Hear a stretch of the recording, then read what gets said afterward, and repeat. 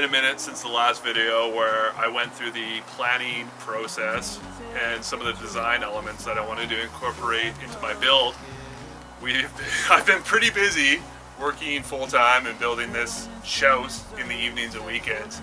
It's been almost 8 months of construction, and there's definitely a finish line in sight, but there's still a little ways to go. And I want to take you for a little video tour on where we're at before we get this place completely boarded up and get ready for some of the finishing touches. So come with me, we're going to do a little walkthrough. I'm going to show you some of the stuff that I'm pretty excited about. Let's have a look. So here we are. This is the boot room entry and also the laundry. There's a couple cool things I want to show you here quickly before we go upstairs. One is going to be actually, this is the access to the shop. So this is how I can separate my shop part from my house. So this is the man door that'll separate that. I also have this being a really utilitarian space, so it's important to be able to utilize every square foot of this house. So underneath the stairs, I'll have my washer, dryer, and I'm actually going to do as well, hanging from above, a laundry chute from the bathroom upstairs. That's really key to make the most out of this space, is utilizing underneath the stairs. Also, I got a little home for a furry friend one day, so that guy got framed in, and that's going to be a cool little nook that a future Fido can enjoy. We've got a suite panel, so I've separated the breakers from the shop and the apartment, suite, living quarters, whatever you want to call it, are all coming into this panel here.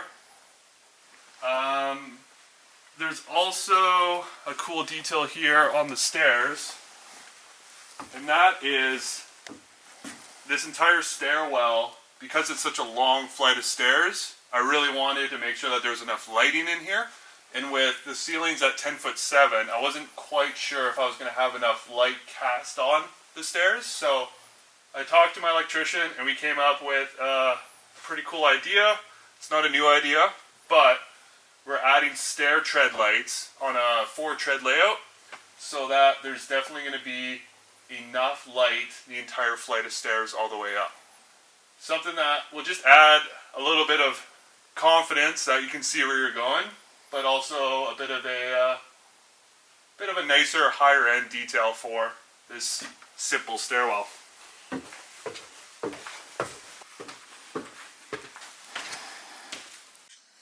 So we're in the upstairs, and as you can see, we're just about ready to start boarding. But I want to go back a few steps, and I want to talk about some of the wall assembly and the air sealing details that went on before we're going to put board on. The wall assembly itself is made of a 2x8 with 2x4 staggered stud, and that is filled with 2 bats of R14 rock wool. The reason why I like a staggered stud versus a conventional just solid stud wall is the materials are slightly cheaper. You're buying a 2x4 versus a 2x8.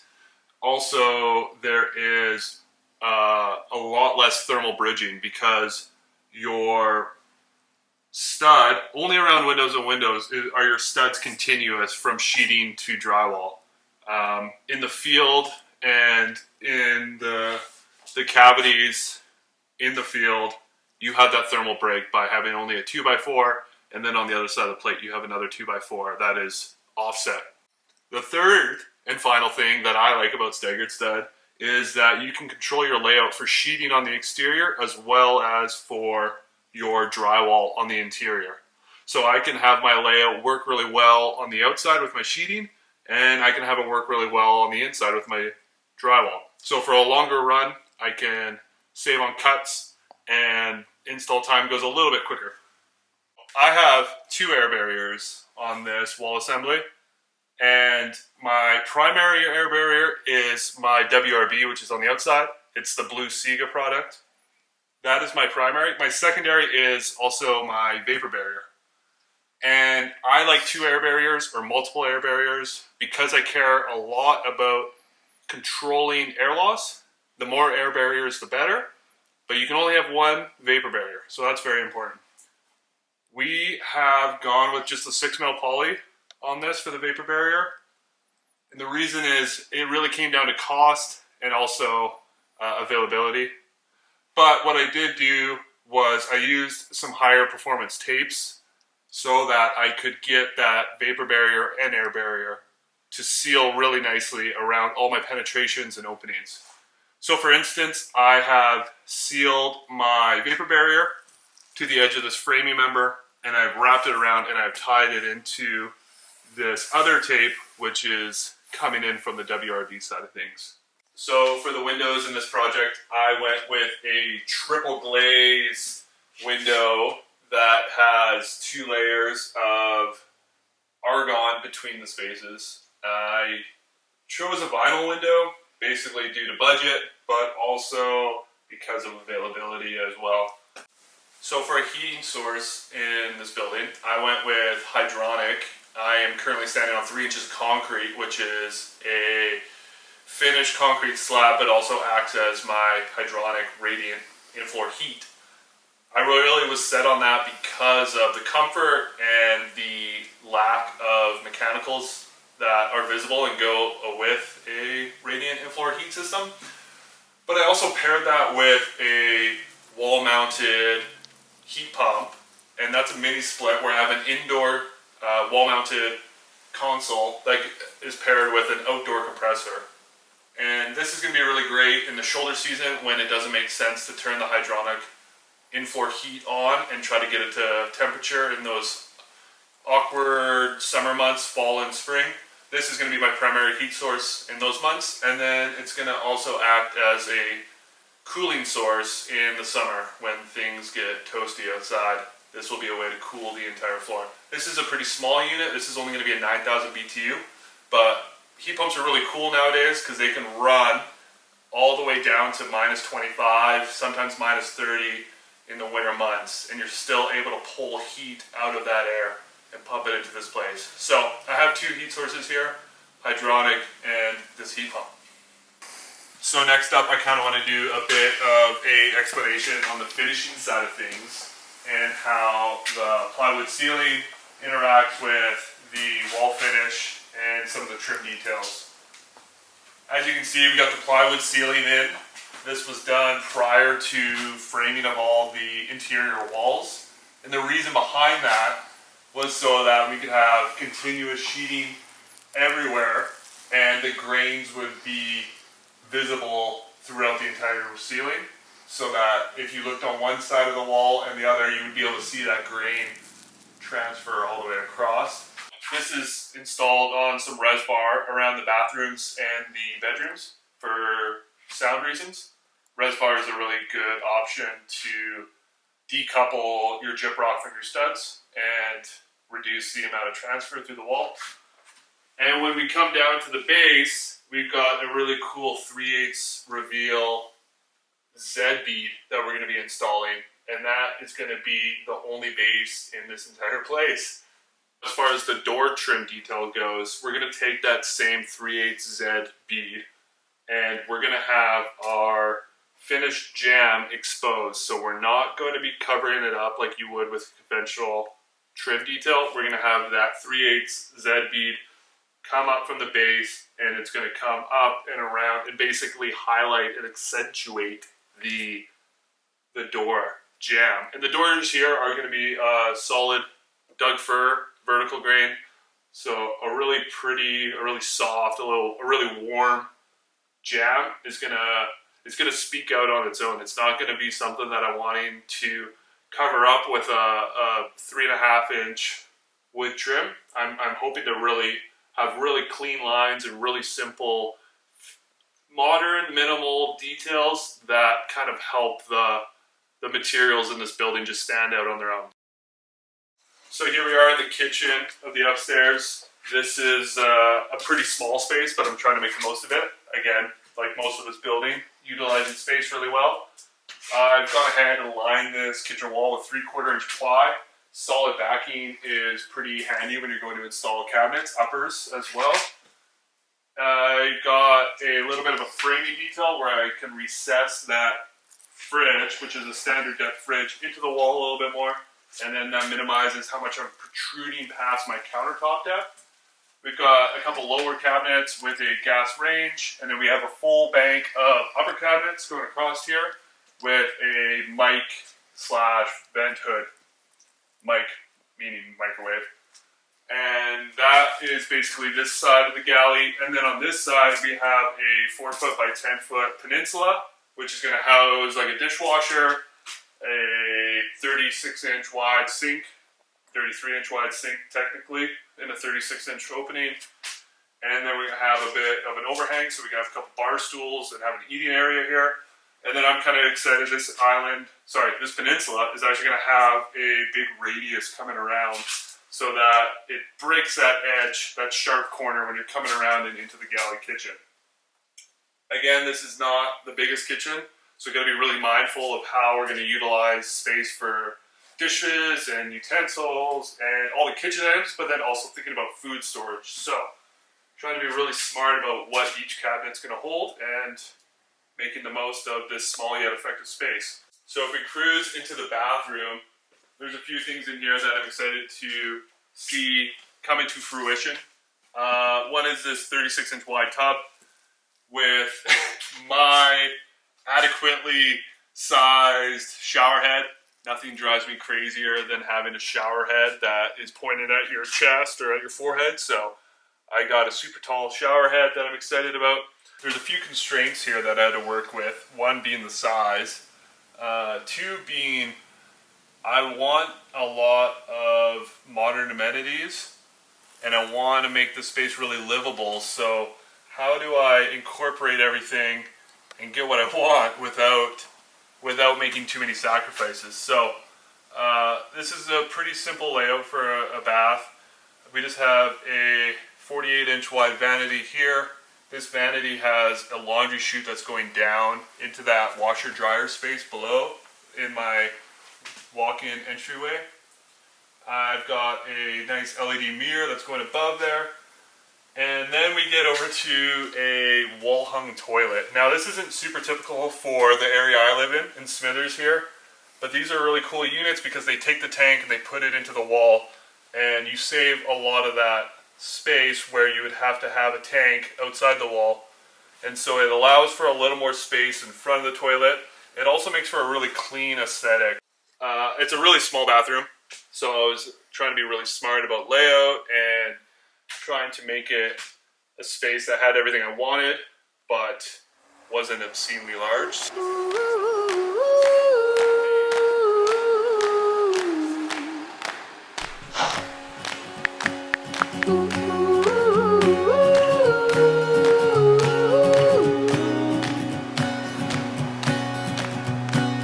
Tainted a picture of us now, forever forgive. Little Missy Missouri set foot in the ocean, but never the sea. Okay, so if we head into the hallway, there's a small linen / utility closet. Again, with space being the challenge, I had to get pretty creative working with my plumber. And so here we have the PEX lines for the radiant slab in the upstairs slab. Now we needed manifolds and some bleeders up here, so we were able to recess this into a 2x4 linen closet, and access panel will be installed over top of this so that if anything goes wrong, you need to make adjustments to the manifold, we were able to pop this access panel on and have complete control over those things and able to bleed out any air that could get into these PEX lines up here. It's also going to serve as the data center, so there's fiber optic Cat6 cables up here. As you can see as well, added a little goodie for a future builder. That's the newspaper from the 2020 year in review. So some guy's going to find that one day and have a good laugh at all the crazy stuff that happened this year. Now if we move over to the smaller second bedroom, There's maybe a corner desk, maybe a Murphy bed or a pull-out couch, and then a closet over here. This guy is getting a sliding barn door, so I've already put all the blocking in to make that install go easy. So if we come out of the smaller second bedroom and move into the larger master bedroom, you can see a few things that I've done. This wall is the kitchen wall that is sheeted with 3/4 inch plywood. So it's a 2x8 wall to allow for my hood fan venting. This is a 6-inch solid duct, and that's basically going to be hidden in this wall and exhausting through my exterior wall. This wall, as well as all the other interior walls, are going to be insulated with this rock wool. This is left over from the exterior walls, and that's going to help with sound transfer in these rooms. There's a pretty cool little hidden vent cover that I will be installing over all of the HRV intake and exhaust. These are a pretty cool product that have a mudded flange and basically integrate with the drywall really well. You can paint them to match your wall color so they blend in seamlessly and kind of give that modern trimless aesthetic that I've been going for everywhere else. One thing that I'm pretty excited to see happen here is the built-in wardrobe that's going around the bed in the master bedroom. I've eliminated a closet in this room, so that means I have to account for closet space. And so I am pretty pumped to have this built-in wardrobe that comes up both sides and then comes across the top, much like an upside-down U.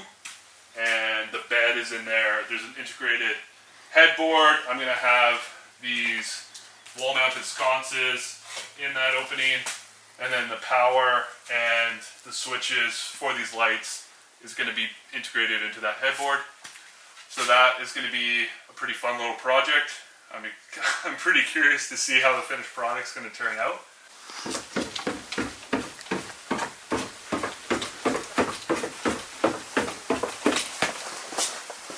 So here we are inside the almost completed shop part of the shouse. I am pretty pumped with how everything's turning out in here, and I want to show off a few things that I'm pretty excited about. One being that I have continuous sheeting everywhere. So this is pre-finished birch plywood, and this is the same product that was used on the ceiling upstairs. I just installed it in a bit of a different finish. So instead of doing that black reveal everywhere, all I have is a chamfered roundover, and I've used drywall screws to screw and mount the panels into place, and that allows me to have an easy eye for where all my studs and all my joists and all my structure is. If I ever need to hang something heavy in the shop, I can just look and go, oh, there's a stud there, because I got screws there. So that's kind of cool. The pre-finished birch is super nice and bright, matched with these LED 4-foot lights. The place is really starting to lighten up, and it's going to be a pretty cool little shop space. I just need to get it all finished, clean everything out, and start bringing in some tools.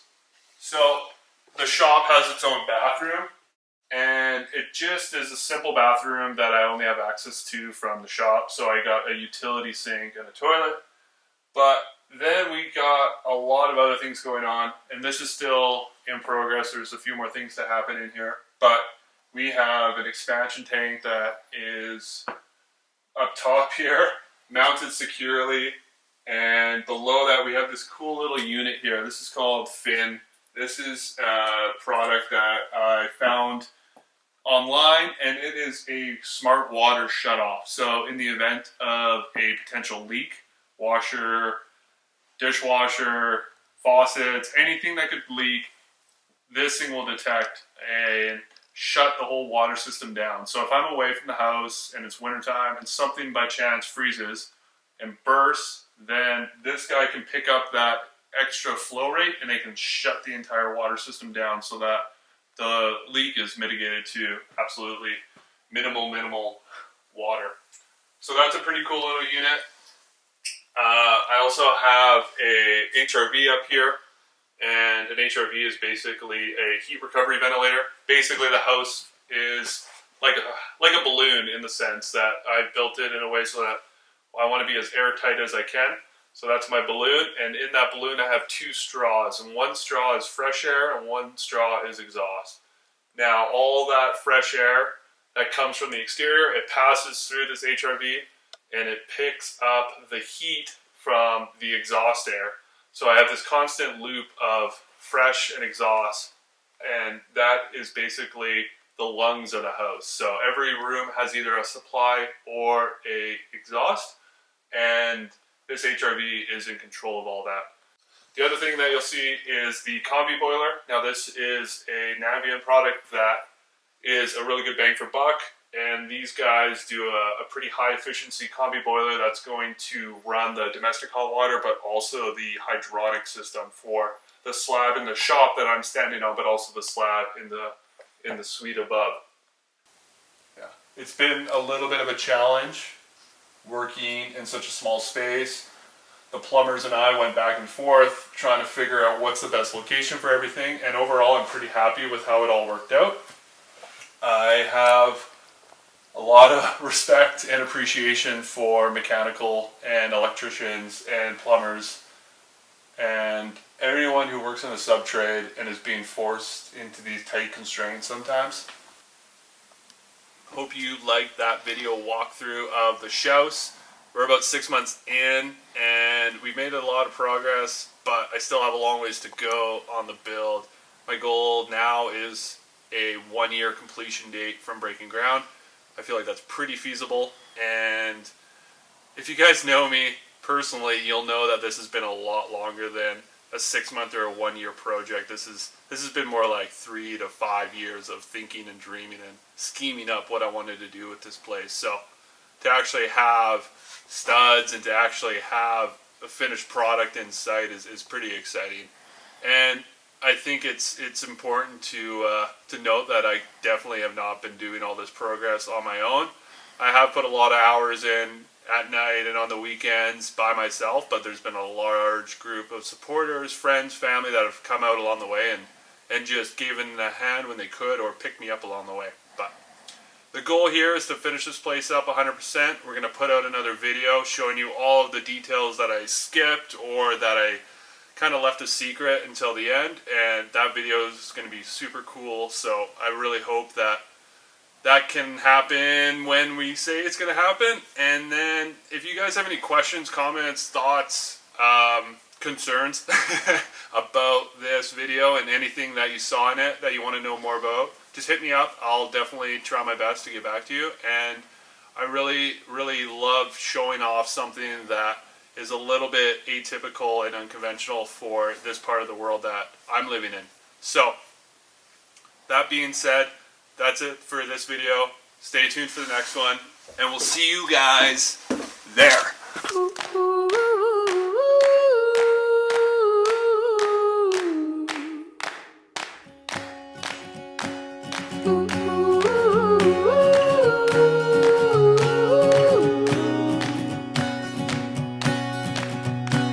Tainted a picture of us now, forever forgive.